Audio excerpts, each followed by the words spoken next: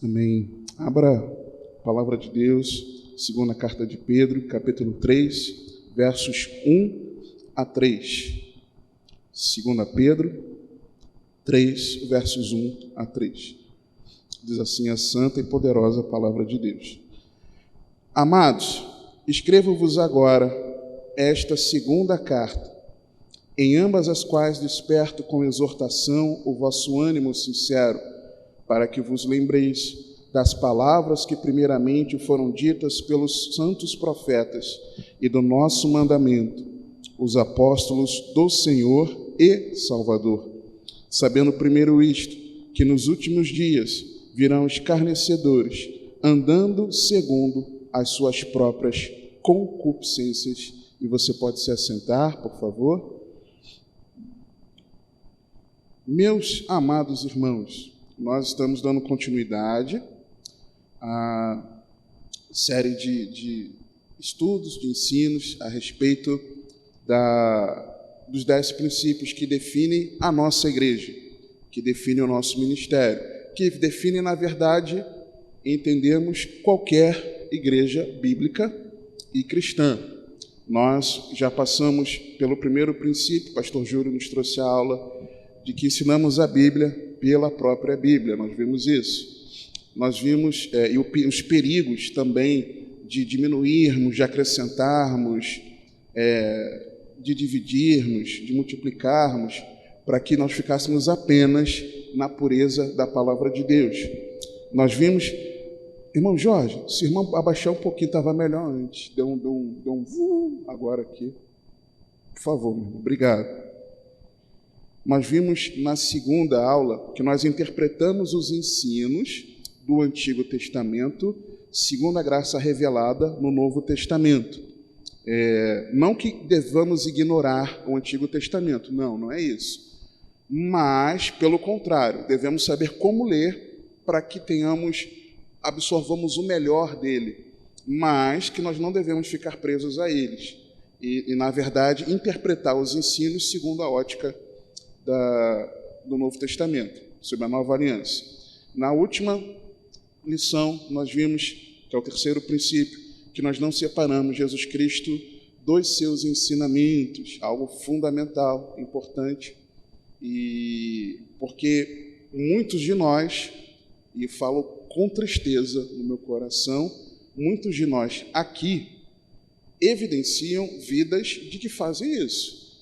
Estão aqui, mas os frutos muitas vezes são daqueles que não servem a Jesus, lamentavelmente.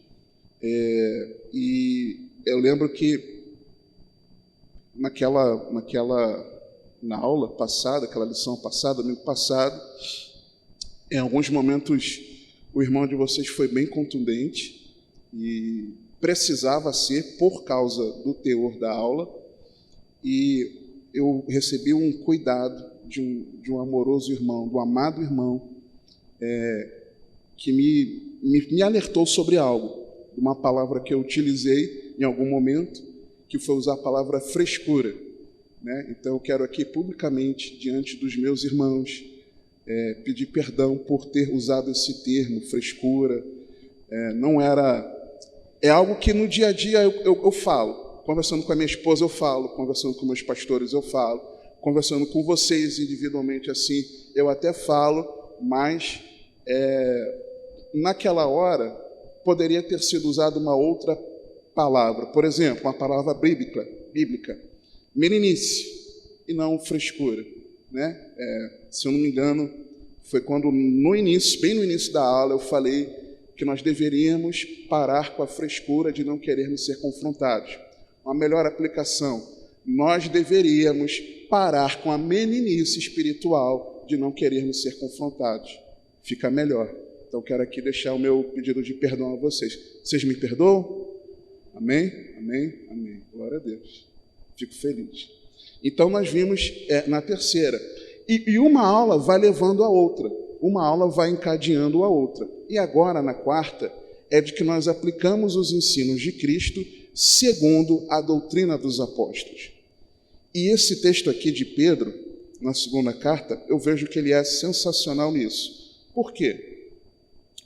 Pedro, ele escreveu as 2 cartas para ajudar os irmãos a manterem a mente em estado alerta, a mente esclarecida, atenta, sincera, pura, pensando em clareza. Quando ele usa essa expressão aqui, desperto, com versículo 1, desperto com exortação o vosso ânimo sincero. Ele está querendo dizer isso. Eu quero despertar vocês no pensamento claro, atento, esclarecido, sincero, puro, de forma sadia, para nos lembrar que os ensinos apostólicos são a própria doutrina de Cristo, pois são as ordens daqueles que foram enviados com uma missão por Jesus. Quando ele diz no versículo 2, para que vos lembreis das palavras que primeiramente foram ditas pelos santos profetas e do nosso mandamento, nosso por quê? Aí ele diz quem ele é, de qual grupo que ele faz. Os apóstolos do Senhor e Salvador. Então ele está dizendo que a doutrina de Cristo, que nós não devemos nos separar dela, nos dizendo de Cristo, na verdade, ela é a doutrina dos apóstolos. É o que ele está dizendo. Que nós aplicamos os ensinos de Cristo segundo a doutrina dos apóstolos. A doutrina dos apóstolos é ordem de Cristo para orientar como praticar os ensinos do Senhor. Eu não sei se os irmãos se lembram que na última lição eu falava sobre muitos têm a Jesus até como mestre, aprendem muitas coisas para aplicar na sua caminhada. Jesus foi uma pessoa de elevada sabedoria. A sabedoria dele nós devemos aplicar no lidar com o próximo, no amor ao próximo. E não está errado no conceito, mas está errado de que Jesus foi e achar que Jesus foi meramente um mestre e um sábio. Mas que nós devemos, na verdade, ter os ensinos de Jesus como algo a ser obedecido. Quando nós fazemos isso, nós somos os servos e ele é o Senhor. Então, a doutrina dos apóstolos é ordem de Cristo para orientar como praticar os ensinos do Senhor. E por que eu digo isso? Porque, gente, eu fiquei maravilhado meditando esse ano, em 2 Pedro, no primeiro semestre, porque quando ele fala assim, e do nosso mandamento os apóstolos do Senhor e Salvador, ele poderia dizer, e do nosso mandamento os apóstolos de Jesus. Não estaria errado. E por que ele fez questão de especificar Senhor e Salvador? Porque os ensinos de Cristo, eles devem ser obedecidos. É o que ele está dizendo. A doutrina que nós apóstolos trazemos para vocês são a doutrina de Cristo que deve ser obedecida. Só que ele fala mais, ele fala Salvador. É que essa doutrina dos apóstolos é a ordem de Cristo para anunciar a graça do Salvador. Tanto na doutrina dos apóstolos, nós vemos como devemos viver como servos do Senhor, mas também essa doutrina traz para nós, revela para nós a graça pela qual nós somos salvos. Efésios 2, por exemplo, 8, nos mostra isso. Pela graça sois salvos. Então, nós vemos que esses ensinos dos apóstolos, eles nos trazem tanto o norte, o trilho onde nós devemos caminhar, mas como também a instrução pela qual, se nós depositarmos com o coração aberto a recebê-las, nós depositamos a nossa fé no Senhor Jesus como nosso Salvador e Senhor. E aí ele continua dizendo, um outro aspecto aqui importante de nós vermos, é que ele revela que a doutrina dos apóstolos está em pé de igualdade com a palavra dos profetas. Ou seja, ele aqui, mais uma vez, ele não desprezou o Antigo Testamento, pelo contrário, valoriza a Escritura. E, mais do que isso, o que nós estamos ensinando, os apóstolos, também é palavra de Deus. Também vocês devem seguir. E aí, versículos 15 e 16, ele também equipara, acompanhem comigo, por favor, ele equipara esses ensinos Os ensinos de Paulo, não dele, mas falando de Paulo, ou seja, ele poderia se referir aos apóstolos. Deixa eu só me adaptar aqui, acho que eu vou desligar esse vento. Tem algum vento que está soprando aqui, eu não sei de onde é. Está me atrapalhando aqui. Deixa eu ver, só um instantinho, irmãos. Só virar isso aqui. Pode virar para vocês, tá? Por favor.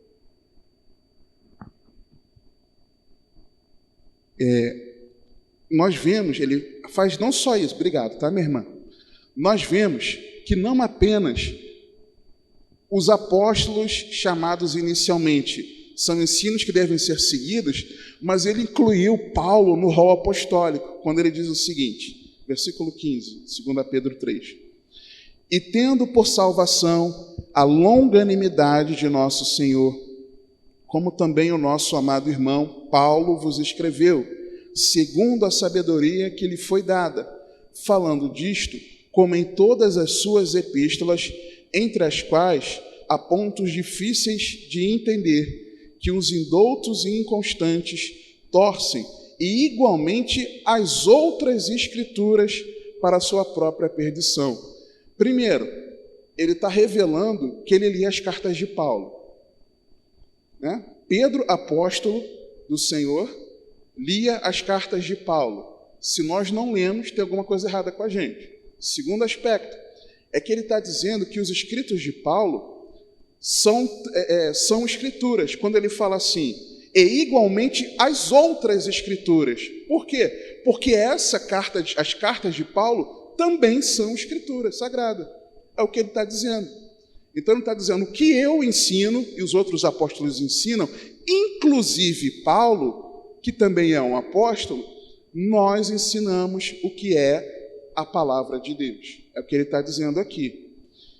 Pedro mostra que a doutrina dos apóstolos é a palavra de Deus. E aí, versículo 3, quando ele diz assim, sabendo primeiro isto, que nos últimos dias virão escarnecedores, andando segundo as suas próprias concupiscências. O que ele está dizendo? O ensino que a igreja deve manter, perseverar, aplicar nos últimos dias é a doutrina dos apóstolos. É isso que ele está dizendo.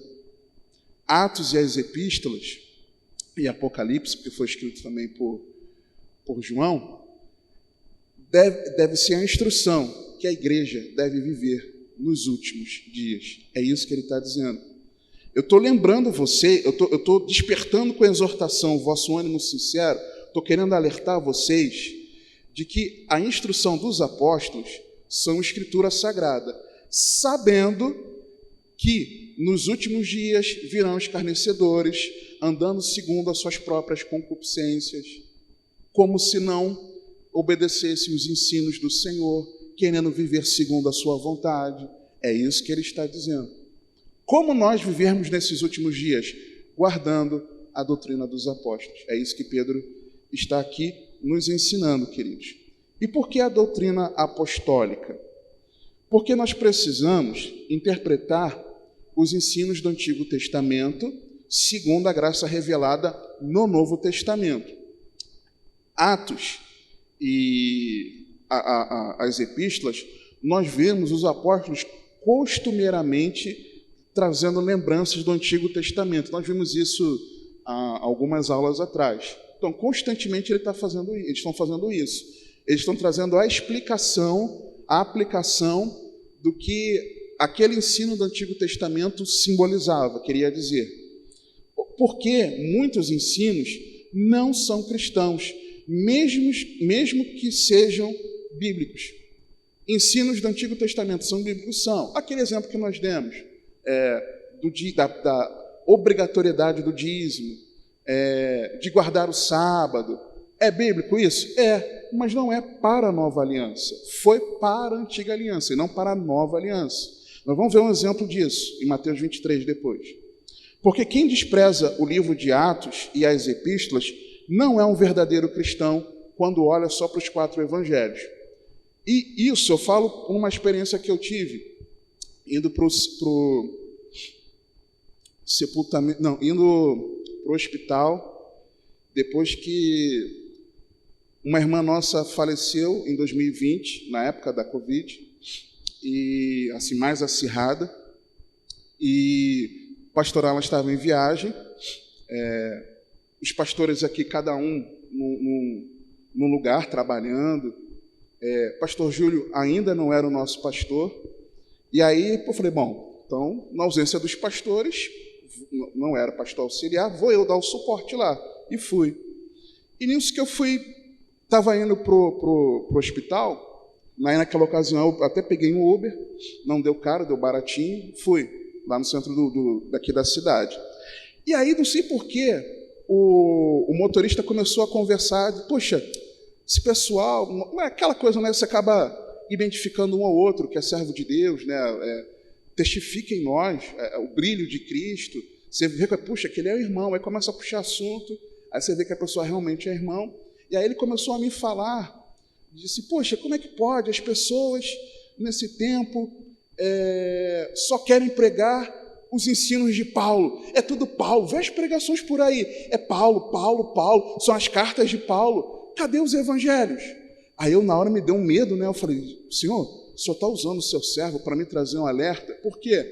Na época, eu estava com a aula de 1 Tessalonicenses, sobre os discipuladores, e foram quase 30. Eu falei, Senhor, será que ele assiste os vídeos nossos lá no canal da igreja e ele está falando comigo mesmo, assim, na lata? Ou o Senhor está usando ele, ou é porque ele não entende que os ensinos dos apóstolos devem ser vividos por nós também, porque eles interpretam a doutrina de Cristo? E aquilo me deu um temor. Eu comecei a avaliar como é que eu estava caminhando. As pessoas não compreendem que sermos cristãos não é nós ficarmos só com Mateus, Marcos, Lucas e João. Não, irmãos. É um erro isso. É um erro nós lermos, meditarmos, estudarmos só os evangelhos. Não deveria ser assim, não deve ser assim. Então, é um erro, é um equívoco. Então, quem faz isso, olhando só para os 4 evangelhos, não é um verdadeiro cristão. Da mesma maneira que aquele que olha apenas para o Antigo Testamento e despreza o Novo Testamento, como muitos fazem por aí, também não é um verdadeiro cristão. Tem algo que está precisando ser ajustado, tá? E outra, porque Jesus é o tema central e unificador de toda a Bíblia, nos ajudando a compreender, a ler a narrativa da história da redenção de Gênesis a Apocalipse. Então, de Gênesis a Apocalipse, qual é o tema central? É a redenção, é Deus habitando com os homens. De Gênesis a Apocalipse, começou num jardim, vai terminar numa cidade. Passou pelo tabernáculo, pelo templo, passou por uma pessoa, o Verbo que encarnou, habitou entre nós. Agora é na igreja e lá na frente, na Canaã Celestial, na Cidade Santa, nós estaremos para sempre com o Senhor, para a glória de Deus. E Jesus é a pessoa que nos leva para lá. Então, Jesus é quem nos conduz. Então, lá no Antigo Testamento, nós vemos Jesus numa preparação dessa história. Nos Evangelhos, a manifestação. Em Atos, por meio da igreja, a pregação. Nas epístolas, com os ensinamentos, nós temos a explicação, a explanação. Em Apocalipse, nós temos a consumação. Então, nós vemos Jesus em tudo isso. Se nós simplesmente rasgarmos da Bíblia as epístolas, tem alguma coisa errada com a gente. Vai ficar faltando coisas muito importantes, textos preciosíssimos para a nossa vida, que Deus quis que nós aprendêssemos. Então, nós precisamos seguir os ensinos de Cristo, aplicando segundo a doutrina dos apóstolos. E nós não podemos desconectar Atos, as epístolas, de toda a Bíblia. Tudo gira em torno do Senhor Jesus. No nosso quarto princípio, a pastora Ala escreveu assim, está lá no nosso texto, no site da igreja: movidos pelo Espírito Santo, coube aos apóstolos a tarefa de interpretar e aplicar a doutrina de Cristo após o advento da nova aliança. Sendo assim, devemos buscar no livro de Atos e nas epístolas a correta compreensão e aplicação dos ensinamentos contidos nos evangelhos. E eu quero um exemplo. Abra, por favor, Mateus 23.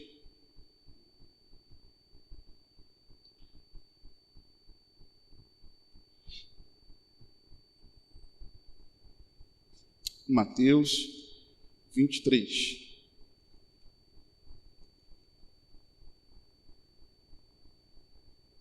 Ih, gente, fiquei até constrangido de beber nesse copo aqui agora.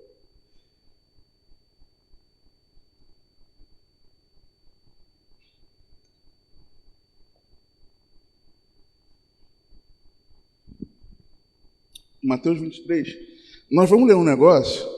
Jesus está dando uma ordem, uma instrução.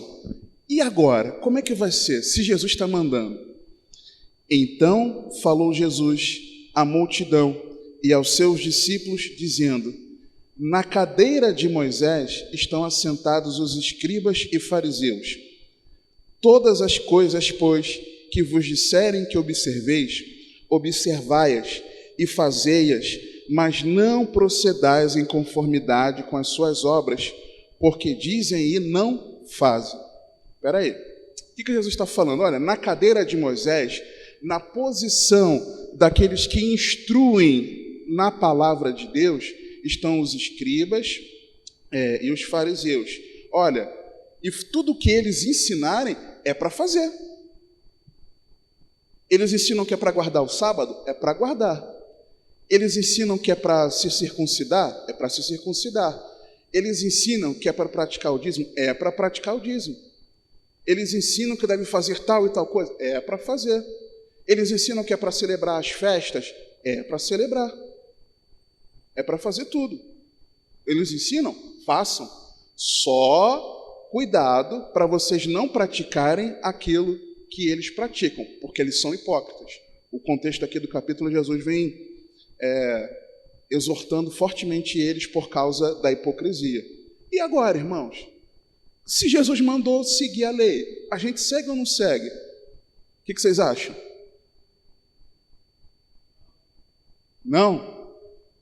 Mas a gente vai desobedecer ao Senhor? E agora? A nossa lei é Cristo. Exatamente. O fim da lei é Cristo. Como nós já vimos algumas semanas atrás. E aí, Atos 15, por favor. Porque é importante, irmãos, nós entendermos que por mais que Jesus ali estivesse ordenando que eles guardassem toda a lei, do jeitinho que os escribas e fariseus ensinavam, existe o seguinte que nós já vimos: a graça de Deus, ela começa a partir da morte e da ressurreição de Jesus. Até a ressurreição de Jesus, a morte e a ressurreição, era para seguir.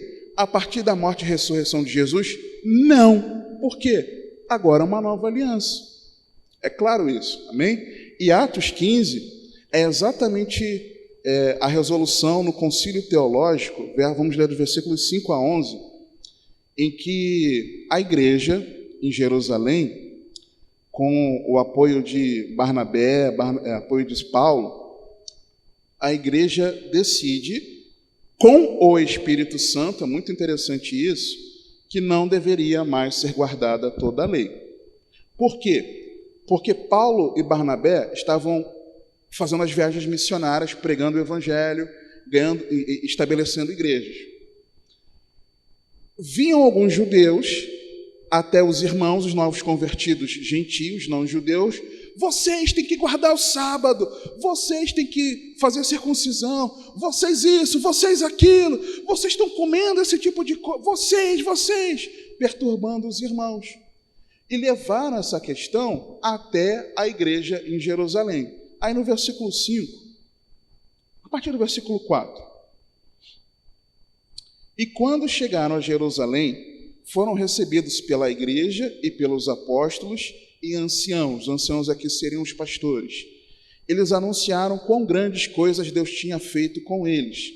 Alguns, porém, da seita dos fariseus, que tinham crido, se levantaram dizendo que era mister, que era necessário circuncidá-los e mandar-lhes que guardassem a lei de Moisés. Uma pausa aqui. Mateus 23, 3 foi o que Jesus também mandou, né? Antes. Mas aí, versículo 6. Congregaram-se, pois, os apóstolos e os anciãos para considerar este assunto. E, havendo grande contenda, levantou-se Pedro e disse-lhes: Homens e irmãos, bem sabeis que já há muito tempo Deus me elegeu dentre nós, para que os gentios ouvissem da minha boca e a palavra do evangelho e crescem. E Deus, que conhece os corações, lhes deu testemunho, dando-lhes o Espírito Santo, assim como também a nós. Aquele episódio lá da casa de Cornélio. E não fez diferença alguma entre eles e nós, purificando os seus corações pela guarda da lei? Não, pela fé. Agora, pois, por que tentais a Deus, pondo sobre a cerviz dos discípulos um jugo que nem nossos pais, nem nós podemos suportar? Ou seja, porque ninguém conseguiu guardar a lei. A lei era para ser guardada? Era. Mas qual era a função principal da lei? Nos conduzir até Cristo. Era conduzir o povo até Jesus. Ninguém conseguia guardar. Versículo 11. Mas cremos que seremos salvos pela graça do Senhor Jesus, como eles também. Ou seja, Jesus, nos evangelhos, mandou guardar a lei, porque ainda estava vigorando a antiga aliança. Os apóstolos agora trouxeram a aplicação dos ensinos de Jesus dentro da perspectiva da nova aliança. E o que deve ser feito não é para guardar a lei, mas nós somos salvos pela graça de Deus por meio da fé. Os irmãos entenderam? Não é porque Jesus está dizendo nos evangelhos, mas Jesus estava dizendo muitas coisas dentro da interpretação na antiga aliança. E como é que os apóstolos trouxeram essa aplicação? E é isso que a gente precisa guardar. E aí eu quero trazer algumas razões bíblicas. Por que da doutrina apostólica? Por que os apóstolos? Por que os apóstolos tinham que trazer algo que era diferente do que Jesus ensinou? Não traziam diferente, era uma interpretação na nova aliança. Primeiro, Atos capítulo 6, versículo 4. Atos 6, 4. O texto nos diz que eles eram dedicados à palavra. É igual a pessoa chegar assim: por que eu tenho que seguir a orientação do pastor? Por quê? Por que eu tenho que seguir a orientação daquele que está me instruindo? Por quê? Porque essa pessoa se dedicou um pouquinho à palavra e ela tem algo para poder repartir com você, te ensinar. O meu discipulador, por que aquilo que o discipulador está ensinando é certo? Por quê? Primeiro ponto aqui é pela dedicação deles à palavra. Atos 6, 4. Mas nós perseveraremos na oração e no ministério da palavra. Quando eles fizeram isso, o que aconteceu no versículo 7? E crescia a palavra de Deus, e em Jerusalém se multiplicava muito o número dos discípulos, e grande parte dos sacerdotes obedecia à fé. Então, por que devemos dar ouvidos ao que os apóstolos disseram? Porque eles se dedicaram à palavra. Eles se debruçaram sobre ela. Primeiro ponto é esse. Segundo, a igreja perseverava na doutrina apostólica. Atos 2, 42. Atos 2, 42. A igreja perseverava na doutrina dos apóstolos. E perseveravam na doutrina dos apóstolos e na comunhão, e no partir do pão e nas orações. Eles perseveravam nessa doutrina. Terceiro, segundo aos Coríntios, por favor, capítulo 3, é de que os apóstolos receberam um chamado divino para isso, para que eles fossem ministros da nova aliança. Segundo aos Coríntios, capítulo 3, versículos 4 a 6. E é por Cristo que temos tal confiança em Deus. Não que sejamos capazes por nós mesmos de pensar alguma coisa como de nós mesmos, mas a nossa capacidade vem de Deus, o qual nos fez também capazes de ser ministros de um novo testamento, de uma nova aliança, não da letra, mas do Espírito, porque a letra mata e o Espírito vivifica. Só um esclarecimento aqui, eles receberam um chamado divino para isso, mas só uma explicação sobre a letra mata, não está dizendo que o texto bíblico mata. A letra da lei, guardar a lei mata, não vai te salvar. Mas você ser transformado pelo Espírito, isso vai te vivificar e vai te dar vida eterna. É isso que significa isso aqui. Então eu não tenho que ler a Bíblia, eu tenho que só estar no Espírito. Não, você tem que meditar na palavra, guardar a palavra, viver a palavra e andar no Espírito. As duas coisas. A letra mata não significa que é para você desprezar a palavra de Deus, tá? Se alguém pensava isso, não é isso que significa. Quarta razão para guardarmos a doutrina dos apóstolos é porque Jesus os instruiu, irmãos. Jesus ensinou eles. Atos 1. Aliás, vamos para Atos 1. Atos 1, depois nós vamos para 1 Coríntios. Atos, capítulo 1. Quando Jesus, versículos 1 a 4.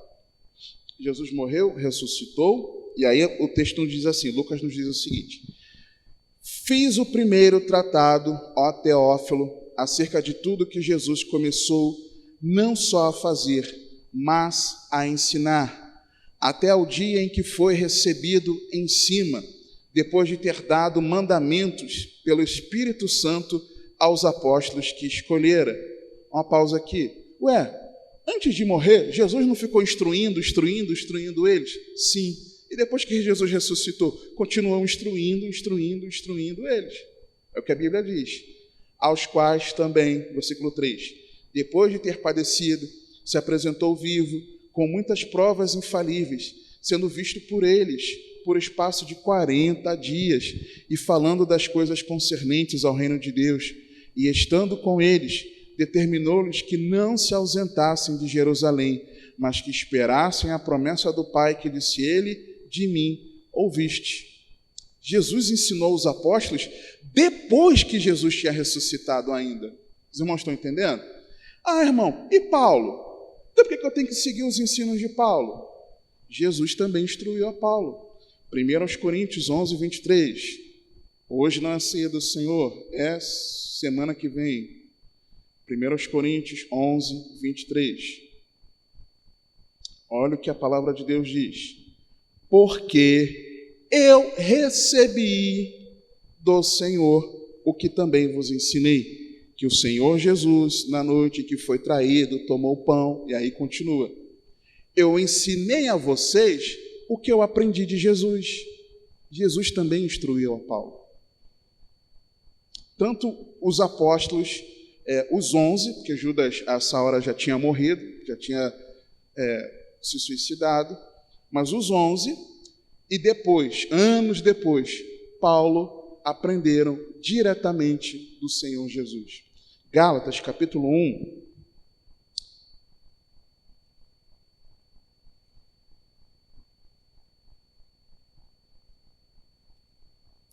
Versículos 11 e 12, Paulo ele menciona mais uma vez que ele foi instruído pelo Senhor Jesus. Mas faço-vos saber, irmãos, que o evangelho que por mim foi anunciado não é segundo os homens, porque não o recebi nem aprendi de homem algum, mas pela revelação de Jesus Cristo. Então, por que nós devemos seguir a doutrina dos apóstolos?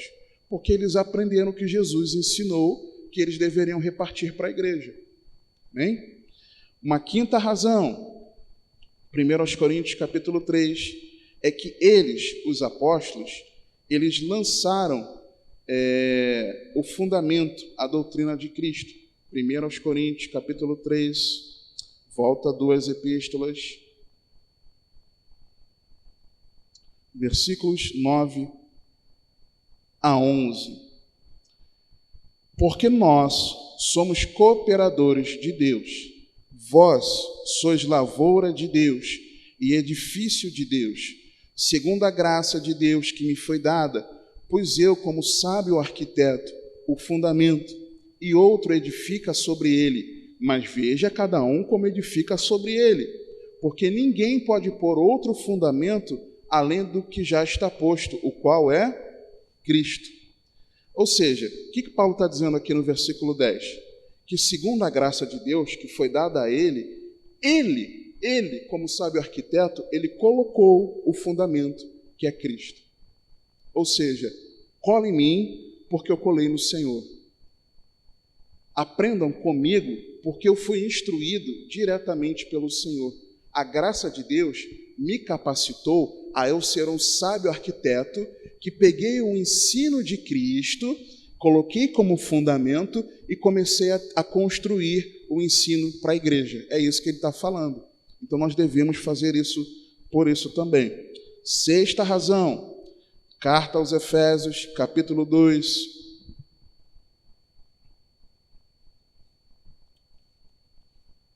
Avance. 3 epístolas.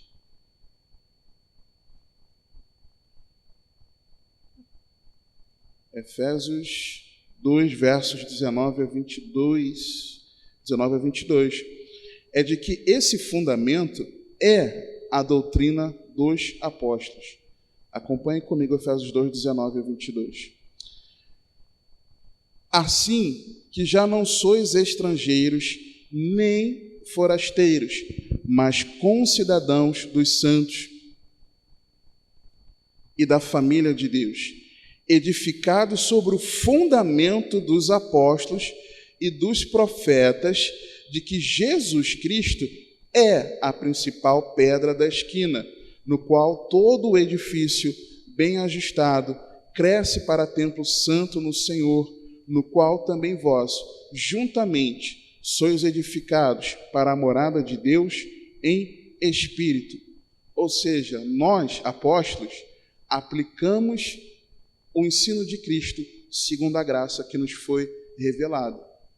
Sétima razão, é porque existia uma promessa de ensino pelo próprio Espírito Santo. João 14, 26.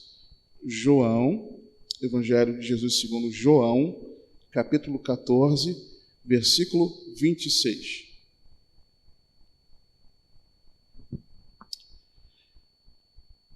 Jesus aqui estava instruindo os apóstolos.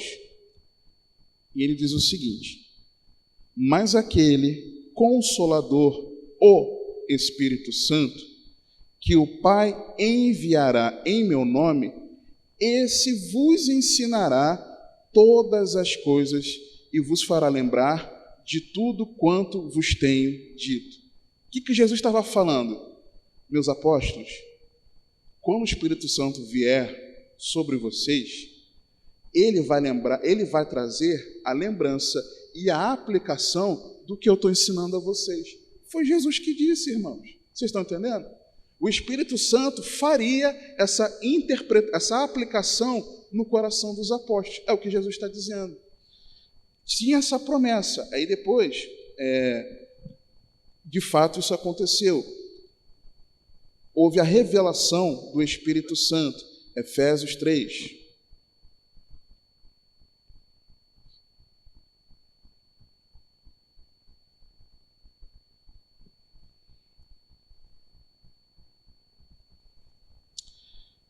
Irmão, você não sabe como é complicado estar aqui. Me dá um branco às vezes, ou com a ordem dos livros, onde é que eu estou, não sei nem, eu leio, mas eu não sei em que livro que eu estou, eu não sei para onde eu tenho que ir, meu Deus. Qual foi que eu falei mesmo? Tem até branco agora. Qual? Efésios 3. Jesus, tem misericórdia. Ai, Senhor. Efésios 3, é isso, a revelação do Espírito Santo, de 1 a 7. Por esta causa, eu, Paulo, sou o prisioneiro de Jesus Cristo, por vós, os gentios, se é que tendes ouvido a dispensação da graça de Deus, que para convosco me foi dada, como me foi este mistério manifestado pela revelação, como antes um pouco vos escrevi. Por isso, quando ledes, podeis perceber a minha compreensão do mistério de Cristo, o qual noutros séculos não foi manifestado aos filhos dos homens, como agora tem sido revelado pelo Espírito aos seus santos apóstolos e profetas, a saber que os gentios são co-herdeiros e de um mesmo corpo, e participantes da promessa em Cristo pelo Evangelho, do qual fui feito ministro pelo dom da graça de Deus, que me foi dado segundo a operação do seu poder. Jesus falou que ia acontecer. Paulo está dizendo, aconteceu. O que eu sei do mistério de Cristo é porque a mim me foi revelado. Revelado por quê? Pelo Espírito Santo. 1 Coríntios 2. 1 Coríntios 2, versículos 9 a 13.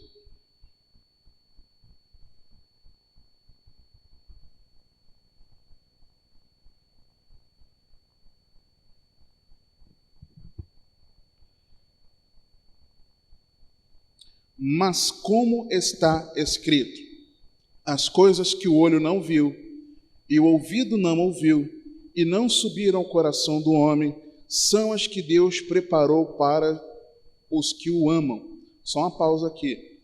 Equivocadamente, há aqueles que dizem, olha, o que Deus preparou para o homem, nós não temos como saber algo extraordinário, maravilhoso.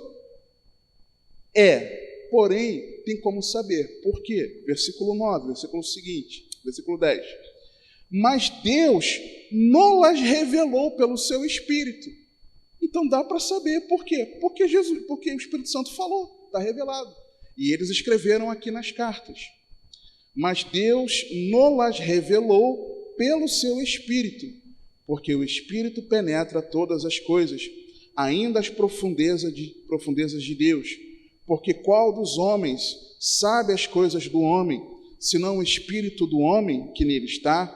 Assim também ninguém sabe as coisas de Deus, senão o Espírito de Deus.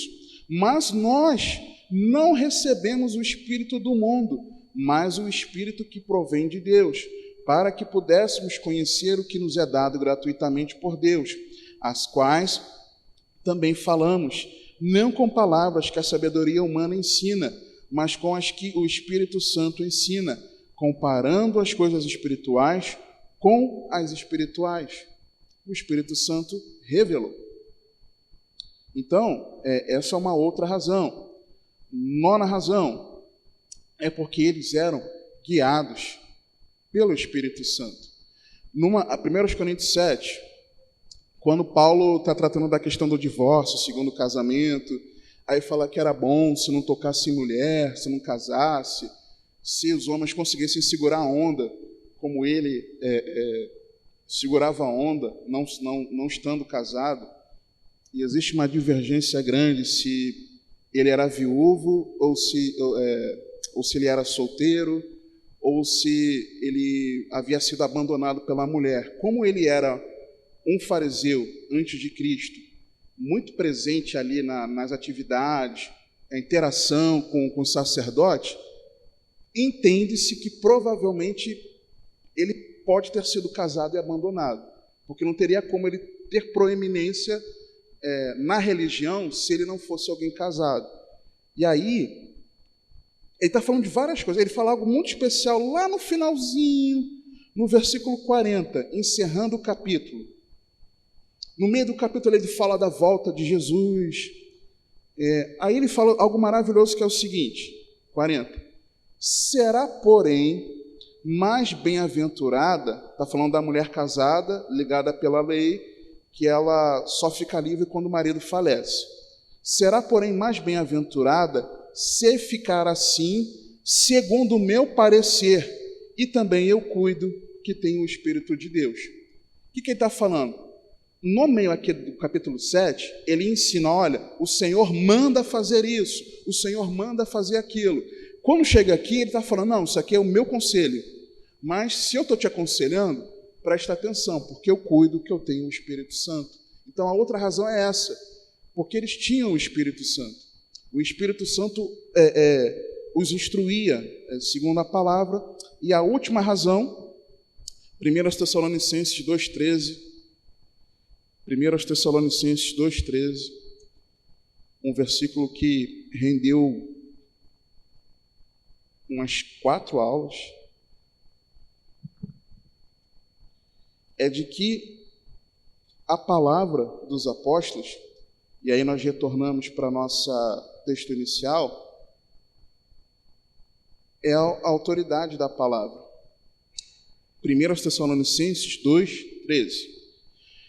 Por isso também damos sem cessar graças a Deus, pois havendo recebido de nós a palavra da pregação de Deus, a recebestes não como palavra de homens, mas segundo é, na verdade, como palavra de Deus, a qual também opera em vós os que creste. Meus irmãos em Tessalônica, vocês ouviram o meu ensino, não como meu ensino, mas como palavra de Deus. Aliás, é a palavra de Deus.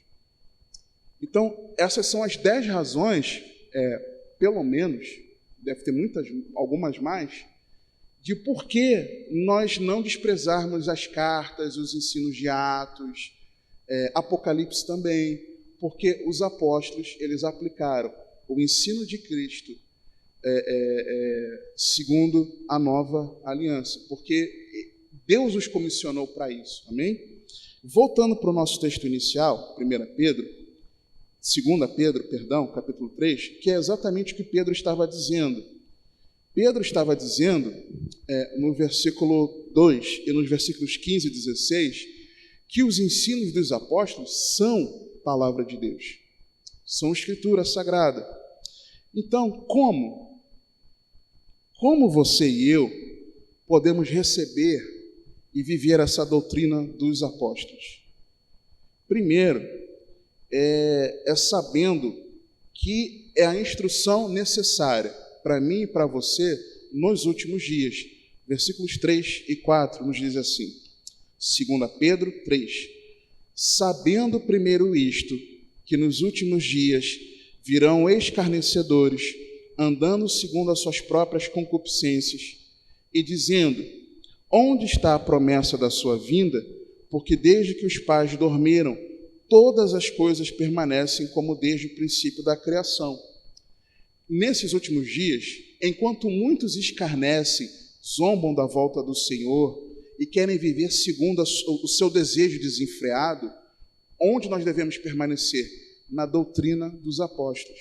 Sabendo disso, é a instrução que nós precisamos para esse tempo final. Segundo, versículos 5 e 6, é crendo que a palavra de Deus, ela é a verdade. Diz assim, eles voluntariamente ignoram isto, que pela palavra de Deus, já desde a antiguidade, existiram os céus e a terra, que foi tirada da água, e no meio da água subsiste, pelas quais coisas pereceu o mundo de então, coberto com as águas do dilúvio. Ou seja, o que Pedro está dizendo? Gente, eles não leem a Bíblia, não? Eles não leram Gênesis, capítulo 6, depois 7, 8.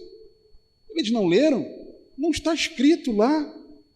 Por que eles estão ignorando voluntariamente? Eles sabem, mas estão ignorando. Eles não estão crendo que o que está escrito é a verdade. Então, nós precisamos viver essa doutrina, sabendo o que é o que precisamos para os últimos dias e crendo que é a verdade. Crendo que a palavra de Deus é a verdade. Não que contém, mas ela é a verdade. Terceiro, versículo 7, é não mantendo o foco nessa vida.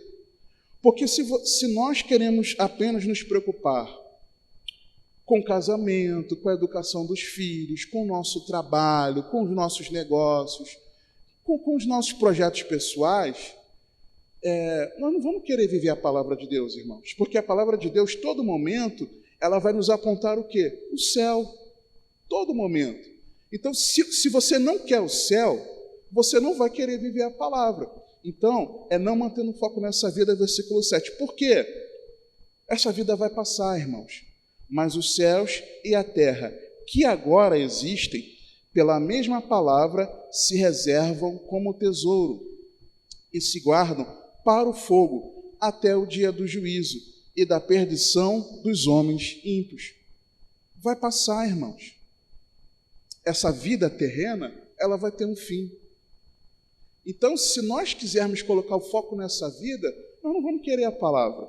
Mas se nós quisermos a palavra, nós vamos fazer isso entendendo que o nosso foco não está aqui, mas o nosso foco é o céu. A oração que eu preciso fazer, você também, porque o mundo tenta nos abafar, irmãos, com uma série de coisas, é de que o Senhor, Ele gere essa fome do céu no nosso coração, que Ele implante no nosso coração a eternidade, que o nosso coração, anseie por isso, de nós estarmos na eternidade com o nosso Senhor, essencialmente por isso, mas também com todos os nossos irmãos, sinceros irmãos, para a glória de Deus. Versículo 8 e 9 na parte A, tendo paciência. Por quê? Mas, amados, não ignoreis uma coisa, que um dia para o Senhor é como 1000 anos, e 1000 anos como um dia. O Senhor não retarda a sua promessa, ainda que alguns a tenham por tardia. Só até a parte A. Puxa, até quando eu vou ter que viver segundo a doutrina dos apóstolos? Calma, servo de Deus, até o seu encontro com o Senhor. E nós precisamos de paciência, de longanimidade. Quinto, arrependendo-nos dos nossos pecados, na parte B do versículo 9. Mas é longânimo para conosco, não querendo que alguns se percam, senão que a igreja bíblica cristã se arrependa. É o que está escrito? Todos. Até aquela pior pessoa, na sua visão, na minha visão, que jamais vai querer a Cristo. Jesus não voltou porque Deus quer que aquela pessoa se arrependa. A começar por nós, que nós nos arrependamos. Sexta razão, atentando-se para a volta de Cristo. Versículo 10. Mas o dia do Senhor virá como ladrão de noite, no qual os céus passarão com grande estrondo, e os elementos ardendo se desfarão, e a terra e as obras que nele há se queimarão. Jesus está às portas, irmãos. Então nós devemos viver o ensino aqui do Novo Testamento, a doutrina dos apóstolos, com essa expectativa do retorno do Senhor, aguardando o dia. Mais uma razão, versículo 11, examinando-nos, irmãos. Você precisa se examinar. Olha o que o texto diz. Havendo, pois, de perecer todas estas coisas, que pessoas vos convencer em santo trato e piedade? O santo trato aí é o proceder, é a conduta. Ou seja, que forma você deve viver enquanto você está aguardando isso, vivendo essa palavra? De que forma? Numa conduta santa e numa vida piedosa. Proceder, o santo trato, o proceder é o relacionamento com as pessoas. Como eu vou tratar as pessoas? Qual vai ser o meu proceder com as pessoas? E quando fala da piedade, da vida piedosa, está falando do relacionamento com Deus. É isso que o texto está nos instruindo aqui. É nós nos examinarmos o que convém eu ser. Convém eu tratar as pessoas desse jeito? Convém eu fazer do jeito que eu tenho feito? Convém eu tratar a minha esposa em casa assim, meus filhos, meus pais, meus vizinhos, meu chefe, aquele chato, meu chefe? Mas convém eu tratar o meu chefe assim? Convém eu lidar com os meus pastores, com os meus irmãos dessa forma? E a minha piedade, a minha vida com Deus, convém eu desprezar a minha vida de oração? Convém eu desprezar a meditação da palavra? Convém eu não participar das reuniões com os irmãos? Convém. Isso convém para a minha vida? examinarmos a cada um a si mesmo.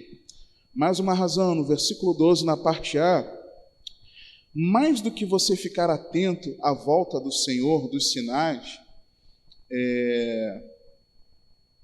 que o Senhor virá como ladrão de noite para aquele que não o aguarda, nós amarmos a vinda do Senhor. Versículo 12, na parte A.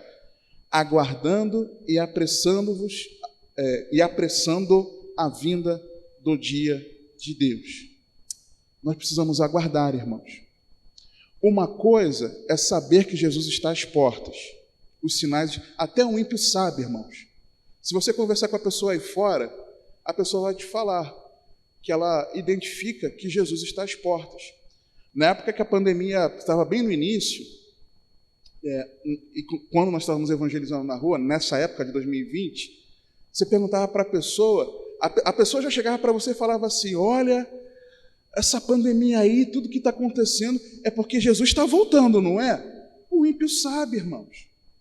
Então, uma coisa é saber, outra coisa é aguardar. Eles não aguardam, eles querem mais que Jesus demore. Nós não, nós aguardamos, é diferente, aguardando o dia da vinda de Deus. Mas uma outra razão é que nesse mesmo versículo, o texto fala algo e apressando a vinda do dia de Deus. Pode ser que na tua versão esteja apressando-vos para, mas no original não tem esse para, apressando-vos para, mas é apressando a vinda. E aí nós nos lembramos de Mateus 24, no versículo 14, quando Jesus fala: será esse evangelho pregado em todas as nações, e então virá o fim. Quando virá o fim? Quando o evangelho for pregado a todas as nações. Então, de que forma nós apressamos a vinda do Senhor? Pregando o evangelho. Na sua casa, ao seu vizinho, no seu trabalho, na escola, na faculdade, por onde você passar. Nós estamos apressando a vinda do Senhor. E nisso, cada um Deus vai usar de uma forma. Alguns Deus vai usar através do relacionamento, da conversa. Outros Deus vai usar através de uma pregação, talvez em praça pública. Outros Deus vai usar com mensagens na internet. Deus vai usar numa estratégia, com tempo de oração, no almoço lá com os colegas de trabalho. Cada um Deus vai direcionar de uma maneira, mas compartilhando o evangelho. Versículo 13, outra, crendo em Deus. Por quê? Versículo 13.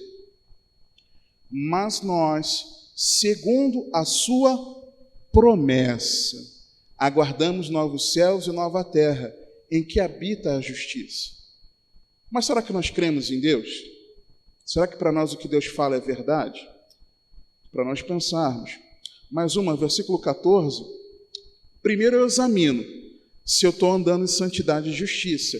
E depois eu me comprometo a viver em santidade e justiça. Olha o que o versículo 14 nos diz. Por isso, amados, aguardando estas coisas, procurai que dele sejais achados, imaculados e irrepreensíveis em paz. Primeiro, no versículo 11, ele está falando para nós nos examinarmos. No versículo 14, ele está falando para nós nos comprometermos.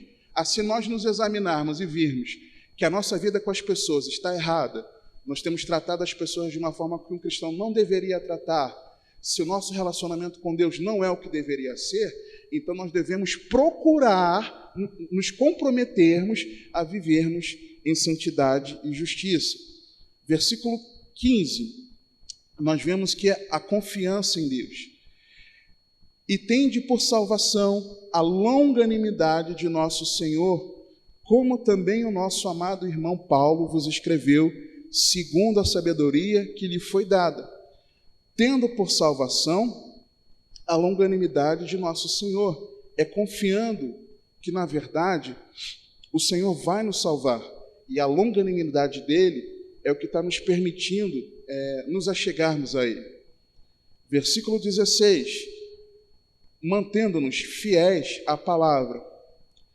quando ele diz assim, falando do que Paulo escreveu, falando disto, como em todas as suas epístolas, entre as quais há pontos difíceis de entender, que os indoutos e inconstantes torcem, e igualmente as outras escrituras, para a sua própria perdição.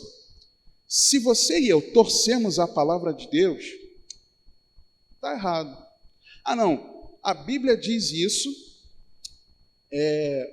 os irmãos ensinam isso, mas eu me entendo errado, é do meu jeito. Está torcendo a palavra, cuidado. É preciso ter muito cuidado com isso, tá? Versículo 17 é perseverando também na caminhada. A vida cristã, Hebreus 12, versos 1 a 3,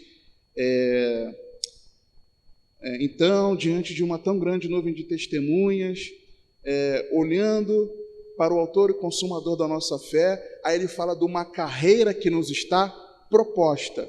Ou seja, nós temos uma caminhada a seguir. Aí o versículo 17.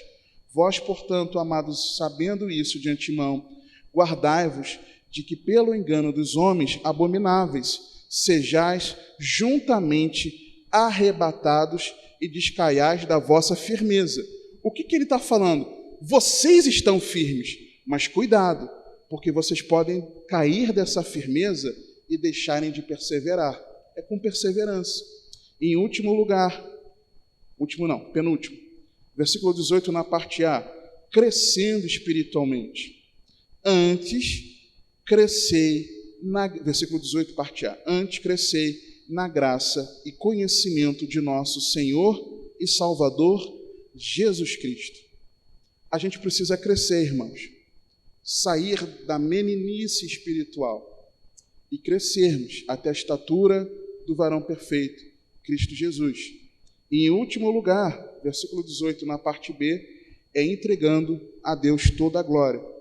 A Ele seja a glória, assim agora, como no dia da eternidade. Amém. Nós precisamos viver essa palavra, guardar essa palavra, seguindo a orientação de Deus por meio de Pedro, guardando a doutrina dos apóstolos que aplicaram os ensinos de Cristo segundo a nova aliança. Amém? Quero orar com você, no tempo das nossas perguntas.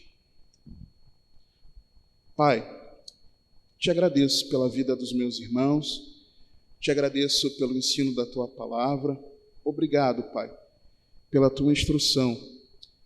Apesar da minha limitação, apesar, Pai, do meu nervosismo, apesar, Pai, da minha incapacidade, que o teu Espírito, Pai, possa inculcar nas nossas mentes isso que aprendemos, que teu Espírito possa implantar, possa não, que eu sei que o Senhor pode, mas rogamos que o seu Espírito implante no nosso coração essas verdades, que nós possamos vivê-las, colocá-las em prática e não desprezarmos parte da palavra, porque toda ela é a tua Escritura, e que os ensinos de Cristo sejam aplicados na nossa vida, segundo a doutrina dos apóstolos. E nós oramos, ó Pai, assim, no nome do Senhor Jesus. Amém. Graças a Deus.